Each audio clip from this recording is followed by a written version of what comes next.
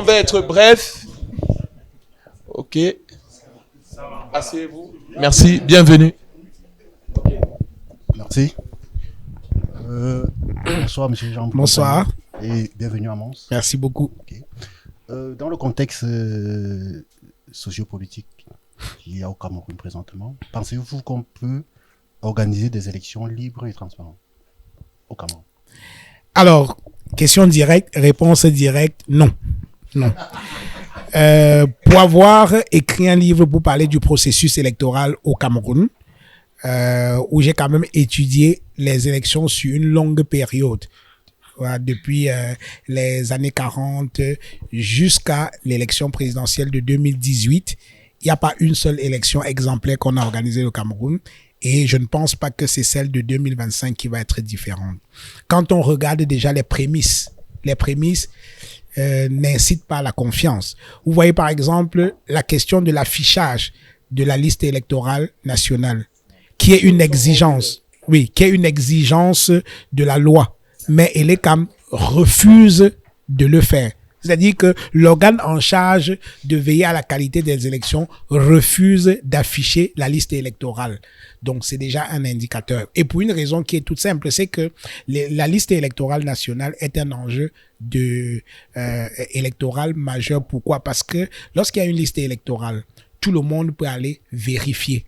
C'est-à-dire que les gens peuvent aller, on peut auditer cette liste-là pour dire il y a des doublons, il y a tel qui a été inscrit dans plusieurs bureaux de vote. Parce que ça, c'est la fraude préélectorale. Ce sont avec ces doublons-là, les gens auront plusieurs cartes et donc ils seront en mesure de voter plusieurs fois. Et donc, quand l'organe en charge des élections refuse de faire ce petit travail basique, c'est-à-dire qu'on n'en est encore qu'aux échauffements, mais la fraude a déjà commencé. Donc, pour répondre très simplement à votre question, je ne pense pas qu'il y aura une élection juste et transparente en octobre 2025. Par contre, il est évident que la présidentielle de cette année ne sera pas celle de 2018.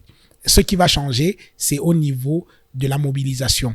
Moi, j'ai le sentiment, quand j'observe la société camerounaise aujourd'hui, que le désir de changement est tellement profond et que c'est à ce niveau-là qu'on pourrait avoir une certaine différence.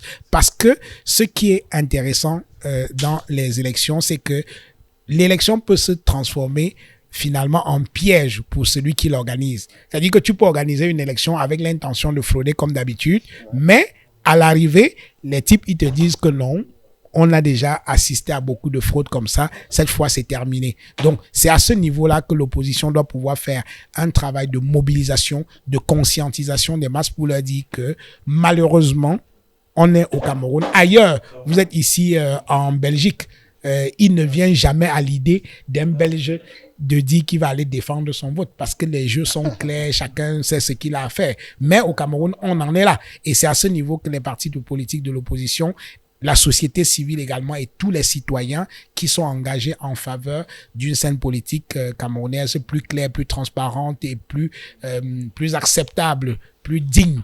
C'est ce discours-là que les gens doivent tenir pour mobiliser le maximum de personnes possible parce que s'il y a une masse critique devant les bureaux de vote, pour être très rapidement, moi, il y a quand même des débats au Cameroun que je trouve moyenâgeux. Moi, j'ai vu des gens même pour qui j'avais du respect, qui disait que quand Kamto a dit qu'il a gagné en 2018, ils ont dit qu'il mentait et il mentait. L'argument qu'ils utilisaient pour dire qu'il mentait, moi personnellement, je ne dis pas qu'il disait la vérité, je ne dis pas qu'il mentait, mais c'est l'argumentaire qui, moi, m'a interpellé. L'argumentaire consistait à dire comment il a fait pour avoir les résultats au Cameroun le soir même de l'élection, alors que c'est impossible et tout. Mais c'est ce que le pouvoir fait croire, que c'est impossible d'avoir les résultats de cette élection-là le soir même des élections. C'est possible. C'est possible parce que justement, on nous dit que non, il y a beaucoup d'enclavement au Cameroun, il y a des endroits où il n'y a pas le réseau et tout. C'est faux. Il n'y a pas un endroit au Cameroun. S'il y a un attentat, quel que soit l'endroit perdu du Cameroun, à Yaoundé, la gendarmerie, les services de renseignement et tout auront l'information. Même à Tcholiré? Tcholiré, c'est la ville. Tcholiré, c'est la ville. Moi, j'ai été à l'extrême nord. J'ai passé quelque temps avec des gars du BI dans l'extrême nord là, dans des coins perdus. Il y a le réseau. Et les gens vivent avec le téléphone là-bas. Ça veut dire qu'il n'y a pas une volonté de transparence. Il n'y a pas un endroit perdu au Cameroun où on ne puisse pas avoir les résultats. C'est faux. C'est ce que le pouvoir veut faire croire. Et l'autre argument, tu vois, il est technique. Il est technique. L'argument technique, c'est lequel? C'est que même dans les grandes démocraties, le soir, quand on annonce que tel est le président de la République de France élu ce soir, ce n'est pas l'organe en charge de l'organisation des élections qui le dit, ce sont les médias. C'est-à-dire c'est TF1 ou France 2, je ne sais pas, qui dit ce soir, nous sommes en mesure de vous dire que le président de la République de France, c'est monsieur Emmanuel Macron. Et quand il annonce, ils n'ont pas tous les résultats. Mais statistiquement, ils ont des tendances très fortes qui montrent que au regard de tous les dépouillements qui ont été effectués jusqu'à présent, quels que soient les résultats qui arrivent là, on ne peut plus battre Emmanuel Macron. Donc, il y a des tendances fortes. Ça s'appelle la statistique. Même aux États-Unis, quand on a dit que Donald Trump avait gagné, est-ce qu'on avait tous les résultats? Ils ont des outils qui permettent d'évaluer, de compter minute par minute. Oui. Est-ce qu'on a cette technologie? Si vous avez, par exemple, quelle technologie? C'est le calcul. Oui, mais c'est un calcul qui est basé sur des logiciels, c'est des applications. Est-ce que c'est bulletin de vote par bulletin de vote? Non, je ne pense pas. Pas forcément. Tous les bulletins de vote ferment à 18 h. À 20 h au plus tard, dans la plupart des bureaux de vote, on a déjà fait les calculs, on a déjà fait les décomptes. Okay. Et donc, il suffit simplement de faire la sommation des résultats de tous les bureaux de vote et on a les résultats, non?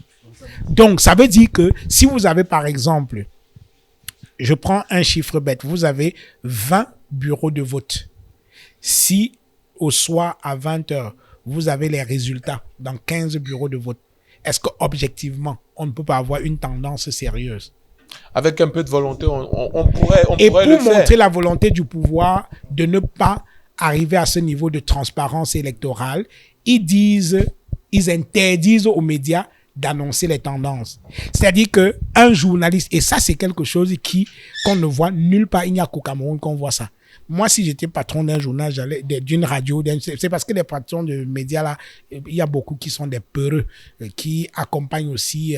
Ils veulent voir leurs enfants grandir. La gouvernance électorale au Cameroun, qui accompagne la mauvaise gouvernance électorale au Cameroun, parce que il n'y a aucune loi ni aucune exigence déontologique qui empêche qu'un journaliste qui a assisté au dépouillement dans ce bureau de vote fasse un compte rendu pour dire oui, ici au bureau de vote de Touchdown, en tête Paul Biya avec 53 voix, suivi de Espoir Matomba avec 26 voix, tel avec tant, ainsi de suite, ainsi de suite.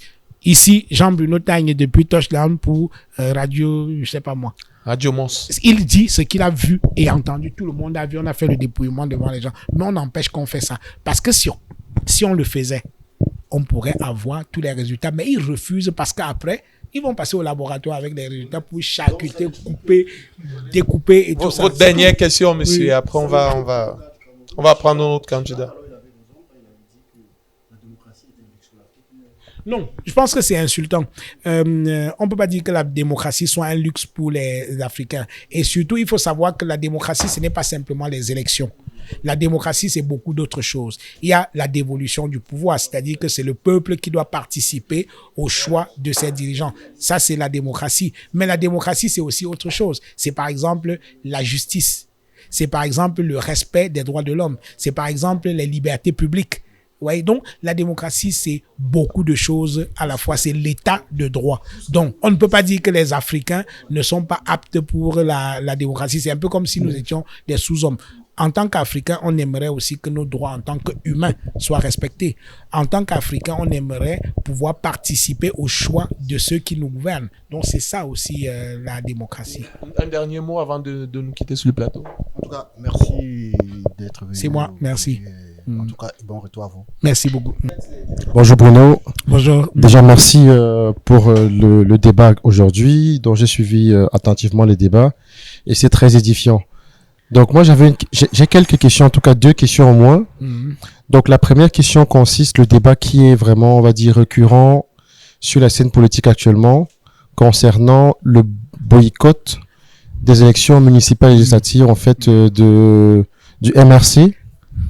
Et cette question, en fait, elle est liée à l'autre question, qui est aussi, est-ce que le candidat du MRC, en gros, est-ce que le MRC a la capacité à présenter un candidat à l'élection présidentielle, compte tenu du fait que ils ont, en tout cas, un député s'est joint à la formation politique. Oui.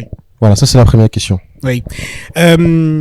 Disons que c'est un gros débat en ce moment et modestement, j'ai pas envie de donner d'opinion là-dessus parce que ça ne sert même à rien. Ils ont 10 jours à partir de la convocation du corps électoral pour déposer leur candidature et après, ELECAM va valider. S'il y a des recours, on va saisir les candidats vont saisir le Conseil constitutionnel. Je pense que on s'est énormément égosillé sur cette question-là. Mais on reste, le président du MRC reste constant quand même sur cette question. Il dit que le MRC est en capacité de pouvoir investir son candidat à l'élection présidentielle et qu'il n'y a aucun obstacle légal à ce qu'il le fasse. En face, on lui rétorque que non, parce que lui, il s'appuie sur une disposition de la Constitution qui dit que les mandats impératifs sont nuls.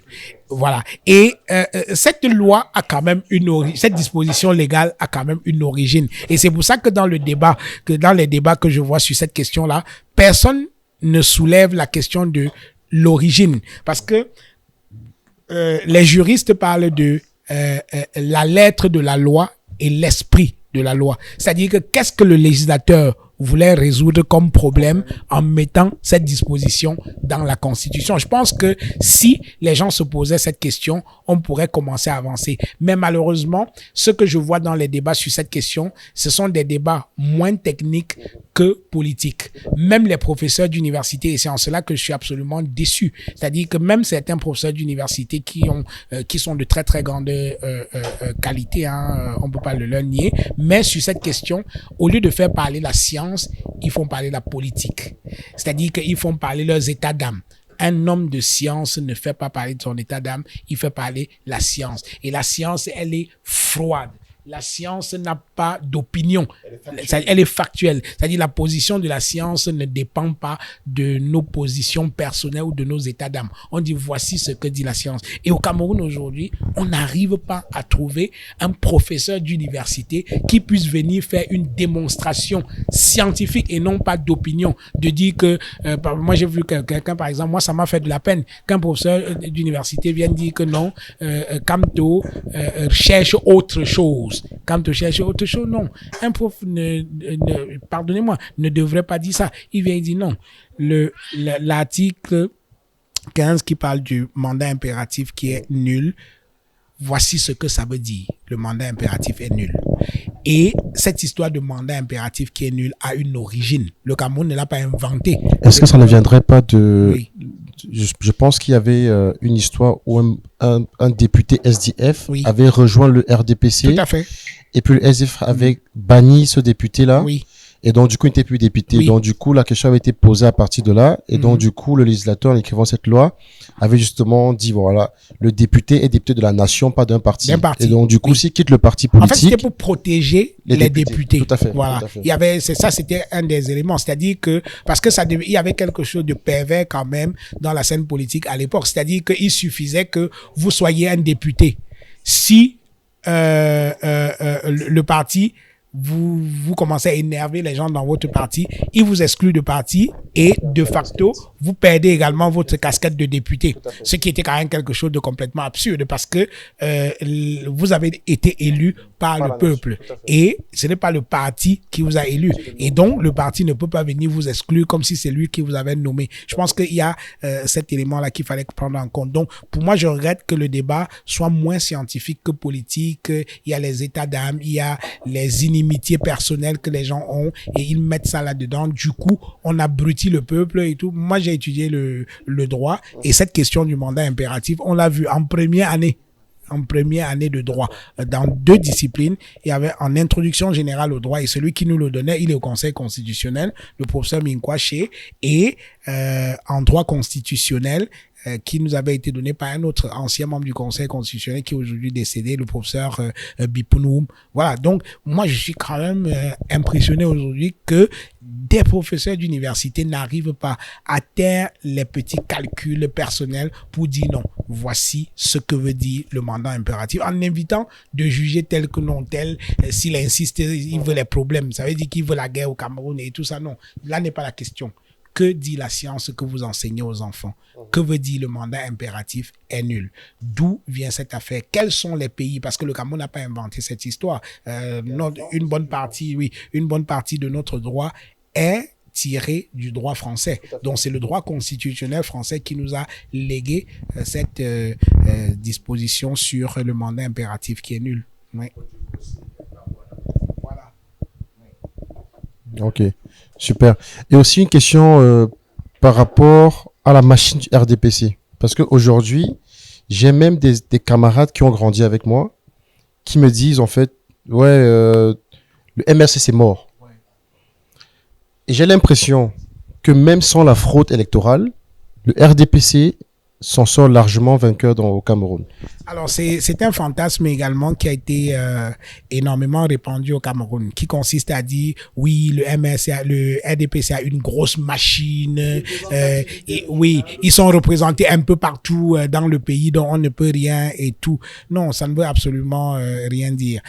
C'est vrai, le RDPC a une représentation un peu partout au pays parce que on confond souvent l'administration avec le RDPC. Vous voyez? Donc là où il y a une sous-préfecture, là où il y a même une chefferie, il y a une section ou une sous-section, une cellule du RDPC. Mais le fait que cela existe ne signifie pas que cela se transforme automatiquement en vote le moment venu.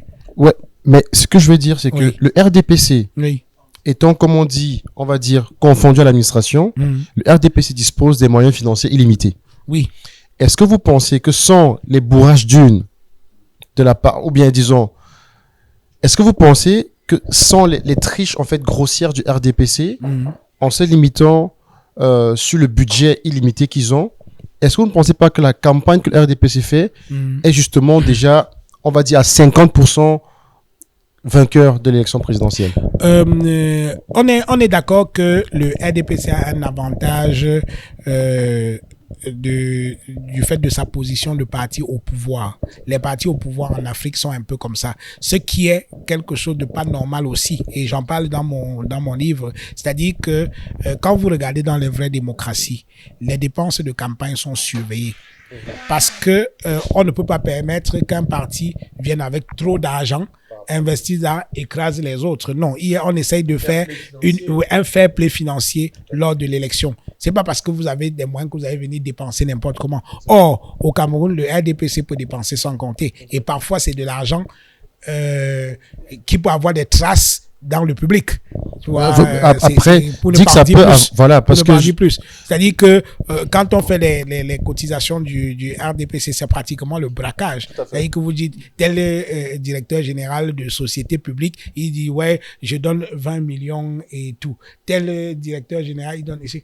Parfois, on a l'impression que c'est de l'argent personnel. Mais comment un fonctionnaire fait pour cotiser 10 millions, 15 millions? Il gagne combien? Comment il a épargné? Parce que offrir 20 millions, si moi je donne 20 millions à quelqu'un, ça veut dire que j'ai même le milliard. Hein. C'est-à-dire que, voilà.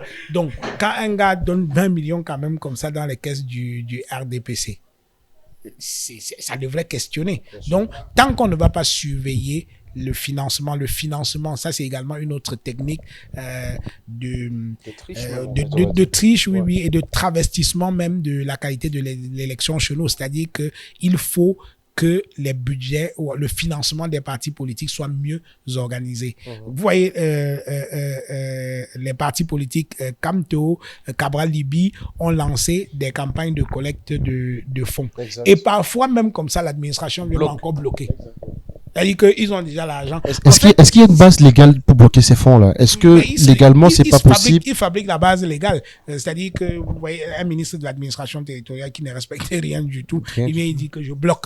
Voilà, allez vous plaindre à qui vous voulez. Et il met la pression sur des banques pour dire que vous arrêtez ça. Orange Money refuse de restituer l'argent d'un parti politique, ainsi de suite et tout ça. Donc, on est dans un cafouillage assez bizarre. C'est pour ça que personnellement, il n'y a pas d'élection au Cameroun. Et c'est pour ça que quand les gens reprochent au MRC de ne pas aller à l'élection législative et municipale de 2020, et aujourd'hui les gens disent ouais, ils doivent être de leur propre turpitude et tout ça quoi et tout ça.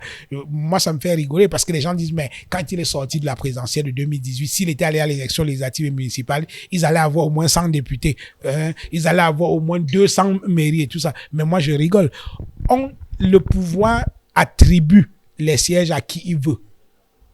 Le pouvoir attribue les sièges à qui il veut. Marafa Hamidou Yahya a écrit un livre dans lequel il dit noir sur blanc que Jean-Jacques Kindi avait gagné l'élection législative à Douala. On a voulu lui voler cette élection-là et on l'appelle, il a été informé de cela, il appelle à Douala, il dit mais qu'est-ce qui se passe? On dit non, Jean-Jacques Kindi, machin, tout ça. Il dit non, moi j'ai les résultats devant moi, il a gagné, vous n'y touchez pas, il a gagné. Ses collaborateurs qu'il avait appelés en parlent au président de la République, c'est écrit noir sur blanc dans son livre. Il dit, il reste là dans son bureau, son téléphone sonne, c'est Paul Biya au bout du fil. Il dit, ouais, monsieur le ministre, que se passe-t-il? Et tout ça. Et il lui dit, non, monsieur le président, Jean-Jacques Kindi a gagné à Douala. Il dit, mais non, ce qu'on me dit, c'est qu'il n'a pas gagné. Il dit, non, monsieur le président, j'ai les chiffres. Il a gagné et les gens veulent tripatouiller. Moi, je suis pas d'accord. Je pense que nous devons apprendre à respecter le choix des Camerounais. Bien raccroché. C'est écrit. Il a écrit ça noir sur blanc dans son livre. Donc, le pouvoir choisit. Il décide, par exemple, à Douala, bon, ok, Nietzsche a gagné. Bon, laissons. Si on arrache ça, il va trop crier, vraiment. Laissons le fou, là, laissons le fou, là. Ça va.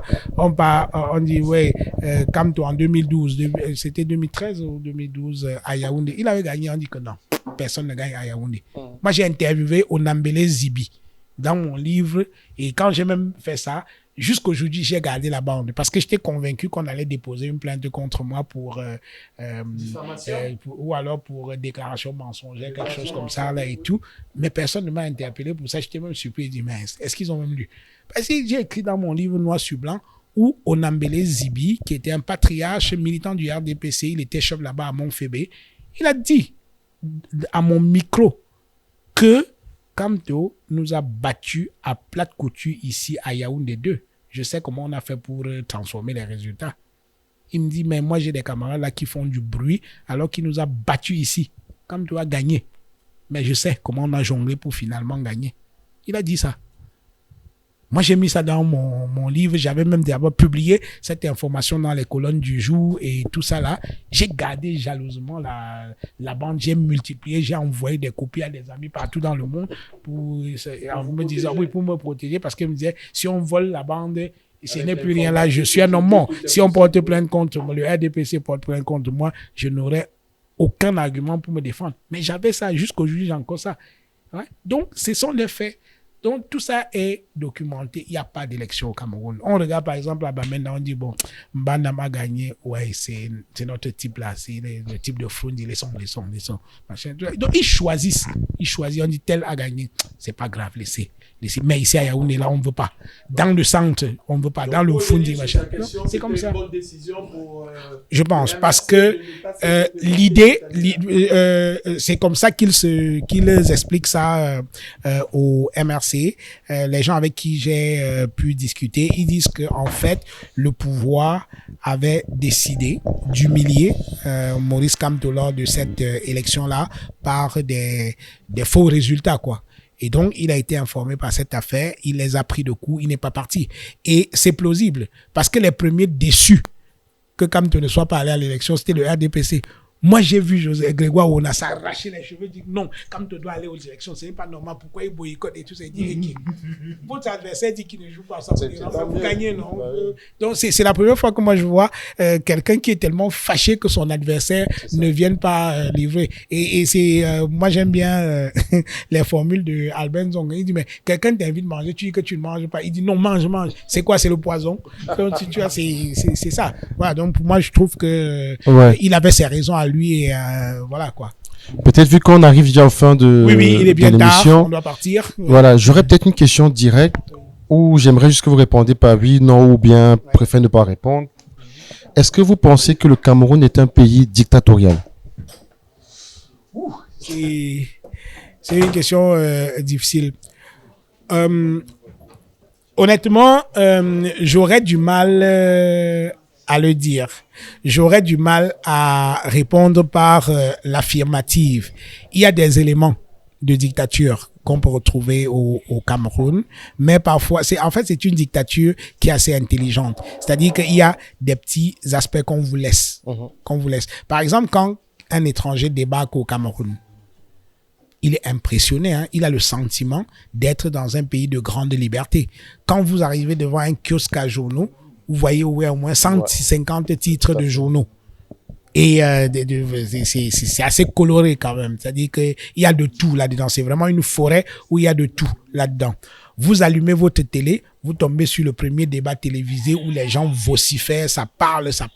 Et parfois, les gens peuvent tenir des propos qui sont très, très durs. Et en fait, ce n'est pas ça qui fait qu'on ne soit pas une dictature. En fait, c'est que Paul Biya, il a compris qu'il faut les laisser parler. Oui, il faut les laisser parler. Si les gens peuvent se défouler, pourquoi pas?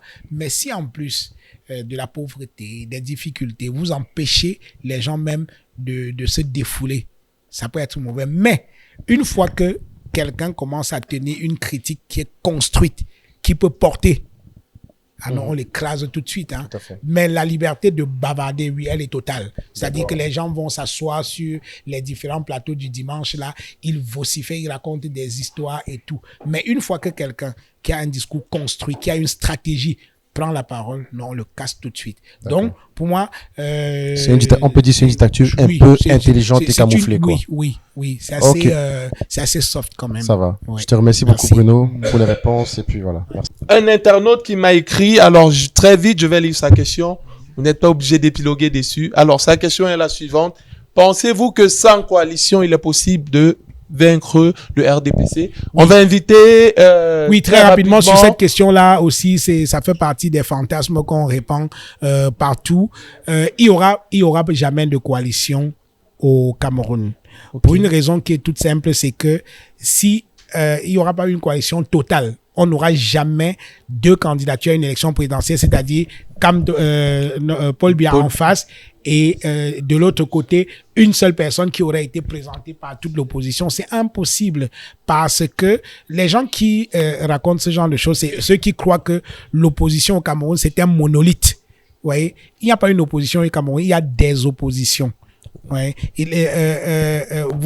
Quand vous prenez, je voudrais pas citer de nom pour ne faire d'insultes à personne, mais quand vous regardez certains partis d'opposition qui ont une existence uniquement en parlant d'autres partis d'opposition, vous pensez que des gens comme ça peuvent se retrouver dans une coalition? Ce n'est pas possible. Ouais. Donc, pensez qu'un jour on aura une coalition autour, même en 92, autour de Frundi, il y avait un mouvement là qui s'appelait l'Union pour le changement, je crois, qui avait porté la candidature de John Frundi. Mais à côté, il y avait d'autres candidatures, hein. Il y avait d'autres candidatures, mais ça n'a pas empêché que le SDF fasse un bon score dans cette élection et batte même le RDPC avant de se faire voler son élection. Donc pour moi, c'est un fantasme qui a été répandu au Cameroun comme ça là, et c'est justement fait pour justifier souvent la fraude électorale, pour dire, vous voyez, l'opposition échoue parce qu'elle n'arrive pas à s'unir. Donc, non, pour répondre à la question, sans coalition, il est possible de battre le parti au pouvoir. Et dans une vraie démocratie, on organise une élection à 2 tours. Il y a un premier tour qui permet de faire un écrémage. Un tamis, oui. Et à la fin, on a 2 candidats qui émergent et les électeurs choisissent entre les deux. Le Cameroun freine les 4 faits en ce qui concerne une élection à 2 tours. Malheureusement, c'est ça pour venir raconter que non, l'opposition perd parce qu'elle n'arrive pas à se mettre ensemble. Où est-ce qu'on a vu l'opposition se mettre ensemble pour gagner? Au Sénégal, il n'y avait pas une coalition, il me semble. Non. Le PASTEF de Sonko a gagné l'élection, il y avait d'autres candidatures. Voilà. Donc, pour moi, c'était un faux débat. OK. Oui. Votre question? OK. Vous pouvez dire la question. Votre question, c'est laquelle, s'il vous plaît? OK. Oui, allez-y. On a des élections en octobre et avec votre parcours, votre grand parcours, que pensez-vous? Quelle est la solution en fait pour sauver ce pays? Parce que quel qu'en soit le Camerounais, d'où il est, veut un changement. Mais on ne sait pas quelle est la solution. De votre expérience, pensez-vous que la solution viendra d'où? Je ne sais pas, mais une chose que j'observe, c'est que les Camerounais veulent le changement, mais ils veulent le changement depuis le confort douillet de leur salon, devant la télévision, avec une bière sur la table. Je pense que quand on veut le changement, on se mobilise comme l'ont fait d'autres nations avant nous. Les Camerounais ne vont pas réinventer le fil à couper le beurre. Les Sénégalais, quand ils ont voulu le changement, ils ont marché pour ça, ils se sont mobilisés, ils sont allés voter et ils ont eu le changement. C'était pas Macky Sall n'est pas quitté au pouvoir parce qu'il était trop fort, c'est qu'il a été chassé du pouvoir, il était contraint de quitter parce qu'il y avait une puissance qu'exprimait le peuple. Et c'est ce qui manque au Cameroun. C'est-à-dire que les gens veulent le changement, mais ils ne veulent pas les sacrifices qu'il faut pour arriver au changement. Et ce sacrifice-là, parce que quand on parle de sacrifice des gens, c'est un très grand mot. Les gens ont peur quand on dit sacrifice. Le sacrifice, là, c'est pas le sang. Le sacrifice, c'est c'est un investissement personnel. Voilà, c'est de se mobiliser, de sortir un peu des bars, d'aller dans les meetings des partis politiques, d'aller vers les candidats, d'aller s'inscrire, de sacrifier un dimanche jour d'élection pour dire un dimanche tarot. Voilà, je sors de chez moi avec mon petit goûter dans le sac, je ne reviendrai chez moi qu'autour de 23 heures avec le résultat de mon bureau de vote. Et si chacun fait la même chose dans son bureau de vote. Et l'autre chose également, de penser un peu pour une fois à l'intérêt général. Parce que l'une des choses qui tue notre pays, c'est que les Camerounais sont tellement égoïstes. Chacun ne pense qu'à lui. Quand vous allez voir quelqu'un au Cameroun qui a son oncle qui vit ici en Belgique, il lui a envoyé une Yaris de 2014 là et tout, il fait son yango, il dit non, le pays va bien. Parce que son oncle lui a envoyé une Yaris, il est content. Mais il ne se rend pas compte que si tout le monde travaillait pour qu'il y ait un changement global, il n'aurait pas besoin de s'humilier pour avoir ce petit truc-là qui lui permet de vivre. Et même ici dans la diaspora, où les gens pensent que le fait d'envoyer l'argent, c'est déjà un très grand engagement. Non. Si le pays était bien gouverné, on n'aurait pas besoin de réveiller les gens à 2 heures du matin pour leur dire la grand-mère chauffe, on a besoin de 15 000. C'est-à-dire à 2 heures du matin, on vous réveille pour que vous trouviez le moyen de transférer 15 000 au pays pour aller sauver une vie. Donc je pense que chacun, là où il se trouve, doit pouvoir faire un effort, se mobiliser. Moi, j'ai vu quelqu'un qui a fait quelque chose que j'ai beaucoup aimé. Il a dit, dans sa famille, celui qui va encore avoir un Western Union ou quoi que ce soit doit lui montrer d'abord sa carte d'électeur. Parce que il y en a marre de nourrir des fainéants comme ça là qui sont là, ils ne font rien et tout. Ils disent que moi j'ai mon oncle qui vit en France, j'ai mon oncle qui est aux États-Unis et tout. Non, il faut que les gens ils se secouent un tout petit peu et tout ce qu'on leur demande, ce n'est pas de faire quelque chose d'extraordinaire, c'est d'être des citoyens. Très bien. C'est tout. Alors, une question qui est particulière. Alors, est-ce que Samuel Eto'o est venu à la FECA Foot pour se refaire une santé financière? C'est quelque chose qui se dit dans l'Agora aujourd'hui. Oui, moi aussi j'ai entendu ça. Vous qui avez côtoyé Monsieur Eto'o, je ne sais pas si vous êtes son banquier ou son conseiller financier. Oui, voilà, c'est ce que je... Alors, qu'est-ce que vous pouvez dire par rapport à ça? Oui, c'est ce que je voulais dire.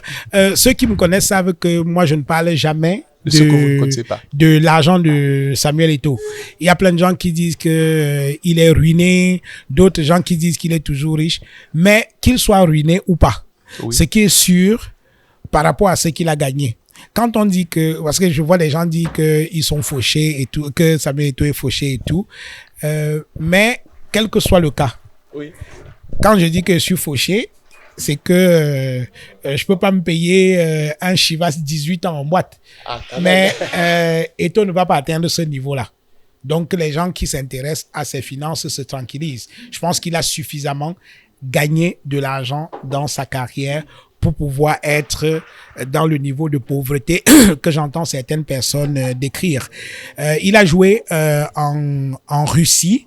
Il a joué 20 millions d'euros, c'était le joueur le mieux payé du monde, je pense. Je sais pas combien de saisons il a fait en Russie, au moins deux saisons. Voilà. 2 saisons. Et dit ça. le salaire de Samuel Eto'o en Russie, c'était l'équivalent d'1 milliard par mois. Il avait 20 millions d'euros, je pense, Oui. c'est ce qui était annoncé. Par mois. Le joueur le mieux Donc, payé. Je ne sais pas si c'est l'argent du FAMLA, 20 milliards, ça ne finit pas comme ça. Hein, donc, Ok, merci. Je crois que il a la réponse à sa question. En 2018, moi j'ai battu campagne pour Cabral ici à Mons. Je ne sais pas, quelques-uns peut-être vont me reconnaître. On avait pour slogan inscription massive sur les listes électorales. J'ai battu campagne, j'ai été voir les associations, j'ai rencontré des gens ici à Mons. J'ai tout fait pour essayer de mobiliser les gens pour qu'ils s'inscrivent sur les listes électorales parce que moi je croyais en cette vision comme quoi en s'inscrivant massivement, en allant massivement voter, ça légitimisait le fait de sortir massivement pour revendiquer. Mais à l'époque, nous les cabralistes, nous avaient taxé de tout. On a taxé Cabral de traître, de complotiste avec le parti au pouvoir et tout. Et aujourd'hui, je vois que c'est ce qui marche en fait. C'est ce qui se dit partout, c'est inscrivez-vous sur les électorales, je veux voir votre carte d'électeur. Mais pourquoi? C'est la question que je me pose. Ça, je veux juste avoir votre avis personnel sur... ça doit être certainement très sociologique, hein, ça doit être lié à un phénomène sociologique. Pourquoi en 2018 c'est pas passé alors que la communication était claire dessus? Les gens m'ont taxé de ah, toi tu as aussi eu ta part, si ça se trouve, on t'a aussi donné quelque chose parce que de mes poches, j'ai imprimé. Je suis allé voir les gars, j'avais mobilisé Elecam à Bruxelles parce que j'avais un contact direct avec le représentant Elecam à Bruxelles. Il m'a dit, Christelle, si tu arrives, ne serait-ce parce que je lui ai dit, vous êtes à Bruxelles, mais la masse électorale dont les jeunes qui ont le droit, c'est-à-dire les étudiants, qui peuvent voter, parce que beaucoup ont déjà travaillé la nationalité et tout, qui ont déjà voté, qui peuvent voter, sont dans les villes comme à Mons, à Liège, à Namur, à Charleroi. Ils ont souvent la difficulté de venir jusqu'à Bruxelles pour s'inscrire sur les électorales. Est-ce qu'il n'y a pas moyen de mettre quelque chose en place pour se déplacer avec le matériel et aller vers eux pour les inciter à s'inscrire? Ils m'ont dit, Christelle, si tu arrives à rassembler ne serait-ce que 30 personnes à Mons, tu as ma parole que moi je déplace le bureau, on vient sur, tu nous donnes un jour, une heure, un lieu, on vient et on procède aux inscriptions. Je suis allée dans les associations, on m'a envoyé bouler. Ah, sûrement tu étais une copine à Cabral à l'université à Yaoundé, on m'a taxé de tous les noms, sûrement tu as déjà mangé ta part, mais pourquoi en 2018, cette communication-là avait du mal à passer? On sait tout ce qui s'est passé entre-temps avec la situation avec Camto et tout, et qu'aujourd'hui, c'est ce slogan qui est en train, ma foi, je pense, d'entraîner les gens même jusqu'au pays. Donc, pourquoi, d'après vous, en 2018, ça n'a pas marché, et pourquoi aujourd'hui, on pense que ça va marcher?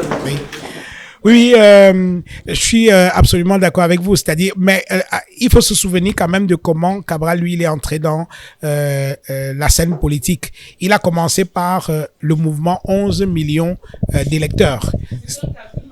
Oui. Non, c'est ce que je... Ah non, je ne le lui reproche pas. Hein. J'explique simplement comment il est entré. C'est-à-dire que son ambition, c'était d'amener au moins 11 millions de Camerounais à s'inscrire sur les listes électorales, ce qui était quelque chose de louable. Donc, je pense que peut-être que le quiproquo est venu à partir du moment où il a fait la transition pour devenir maintenant acteur politique. Et vous savez, les querelles du champ politique, voilà, on ne sait pas toujours à quoi cela est dû, mais je suis d'accord avec vous qu'aujourd'hui, on se rend bien compte que c'était ce qu'il fallait faire, c'est-à-dire encourager les gens à aller s'inscrire massivement sur les listes électorales. Et ça, c'est quelque chose qui dérange Elecam aujourd'hui, parce que Elecam a bloqué son compteur à 7 millions d'inscrits. Or, quel que soit le niveau de mobilisation, quand on fait les décomptes, on dit ouais, on a tel nombre d'inscrits et aujourd'hui on est dans le flou le plus total. La liste électorale nationale n'ayant jamais été publiée, donc du coup on ne peut pas savoir pourquoi il y a ces gens-là. Donc c'est bien dommage que les gens n'aient pas compris le sens que Cabral Libby voulait donner aux inscriptions. Voilà.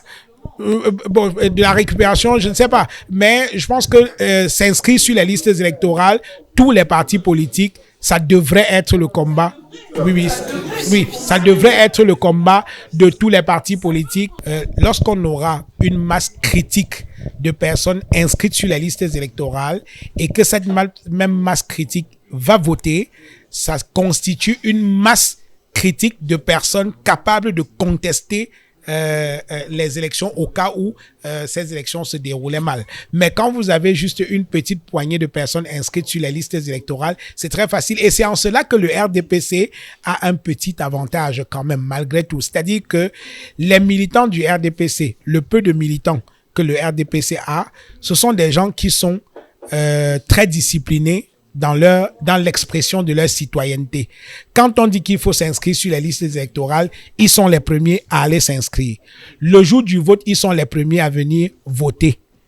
Et après, ils sont tranquilles. Par contre, les militants de l'opposition, ils sont très fâchés. Alors, ils expriment parfois mal leur colère. Parce que ils sont tellement énervés qu'ils oublient d'aller s'inscrire sur les listes électorales. Ceux qui sont inscrits sur les listes électorales, ils bouillonnent un peu partout. Le jour du vote, ils sont en train de crier partout au quartier, mais ils oublient l'essentiel, aller voter. Donc, je pense qu'il y a une question d'éducation également et c'est le travail que les hommes politiques doivent également faire. C'est-à-dire que avant de se lancer dans la conquête du pouvoir, il y a un travail d'éducation de ses militants parce que parfois, un leader politique doit être capable de pouvoir dire à ses camarades, les militants et tout, les gars, pourquoi nous battons-nous? Voici pourquoi nous nous battons. Voici ce que nous voulons faire, ainsi de suite, pour que les gens soient au même niveau d'engagement politique. Okay. Quoi.